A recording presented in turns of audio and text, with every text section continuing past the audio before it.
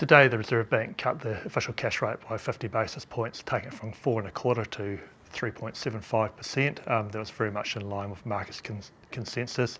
Back in November, the bank gave unusually strong guidance that they expected to cut the rate by 50 basis points early this year, and today they have done so. And the overall context was that the bank has more confidence that inflation is going to stay around the medium band, which is 2%.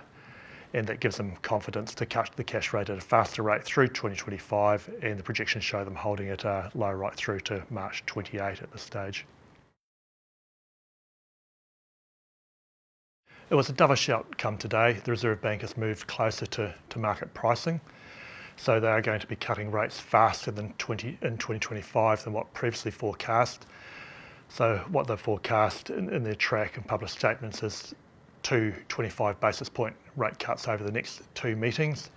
And then, somewhat surprisingly, they've also extended the track to show cash rates around 3% in 2028, which means that they expect to hold cash rates lower for longer. So we've been positioned for lower cash rates for some time on the expectation that weak growth would mean that the Reserve Bank would have to cut more aggressively than previously forecast, and that would in turn hold down the front of the yield curve. What has been more challenging has been longer term interest rates. Their direction is more heavily influenced by offshore. So late last year we moderated the longer duration positions on our funds around that expectation that perhaps longer term rates wouldn't have the same drivers pulling them down as short term rates.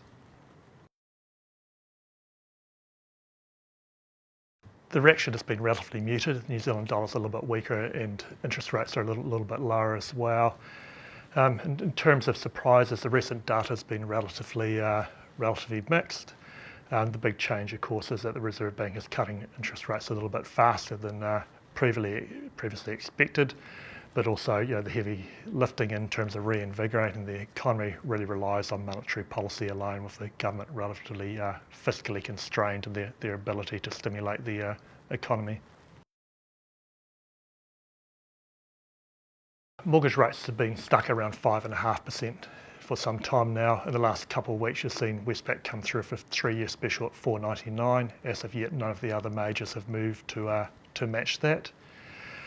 We do have a record number of mortgages that are on floating or inside 6 months fixed. So borrowers are waiting to hopefully get a better rate. But in the press conference today, Adrian arguably poured cold water on the expectation in their track. They don't really expect mortgage rates to move a lot lower from here. So the question for mortgage borrowers is, do we lock in at current levels, or do we just wait on the expectation that we could get rates lower going forward?